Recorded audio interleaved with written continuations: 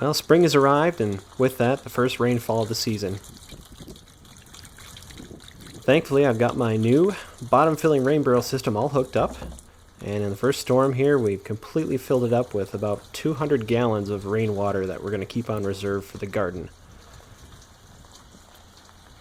Got all the pipes hidden down below, out of sight, nice and clean. And one quarter-turn spigot right on the front so we can hook up a hose or fill up buckets. So I actually built most of this system last fall before I started taking video of my projects. Then the snow fell and this got put on hold for a while. So now that we're picking it up again, I'll give you a bit of a show and tell video on how this was put together, and then following this video we'll cover more information about the custom diverter and hooking this up to a pump so we can actually spray the garden. So here's the basic concept of how this works. Rainwater enters the system on the right here through this large diameter fill pipe. Now as more rain falls, water starts to fill up from the bottom. The pipe on the left is our vent pipe. All the air trapped at the top can vent down out the bottom of that vent pipe. Now at this point, the water level can't get any deeper in the barrels because it's reached the top of the fill tube. Any water that doesn't fit in the system can then overflow back at the fill tube. Any of that extra water that overflows back at the fill tube is caught by the diverter and sent back down the gutter downspout just like normal.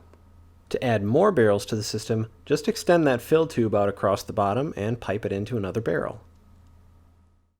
So the table lifts the barrels about 2 feet above the ground, and the whole thing was built with green treated lumber so it would last longer in wet conditions. We've got 4x4 posts holding up everything, 2x8 timbers running along the sides and the front and back. We've got rabbet joints cut down the inside edge for the support pieces to sit on, and we've got bolts holding the whole platform up on the 4x4 legs. There's 3 planks across the top of the table that are there for better weight distribution, but I also left 2 large gaps in between for the fill tube and the vent tubes. So when the barrels are rotated slightly, so the fill tube sits in the back and the vent tube sits out in the front. I think the best feature about this style of barrel is the 2 screw caps that come on each one.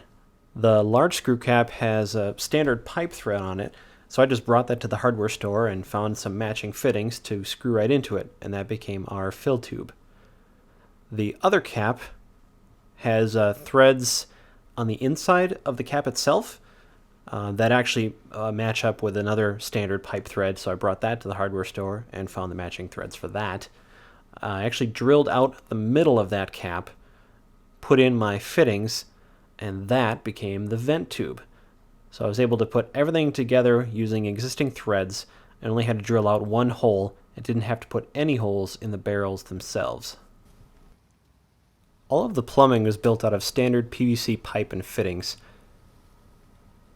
and pretty much all of it had to be cemented together just to keep the water leaks under control.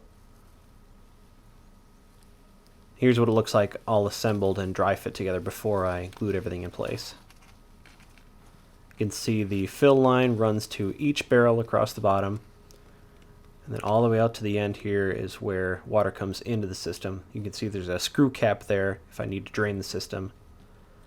And then branching off of the fill line is a pipe going out to the spigot. To get all the pipes glued up, I ended up tipping the whole thing down on its side, which was a bit of a challenge in itself because the barrels aren't held down with anything other than gravity and held together by the pipe that connects them. So I built some temporary scaffolding to hold the entire setup in place while I tipped it over on its side. It actually worked out better than I expected.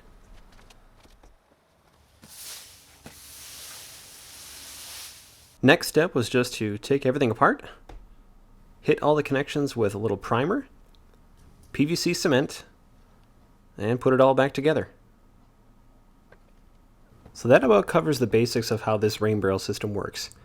If you like this project, subscribe to my channel, and like I said, I'll be posting more videos on hooking up and testing out the custom diverter, and getting the whole system hooked up to a pump so we can water our garden. Thanks for watching.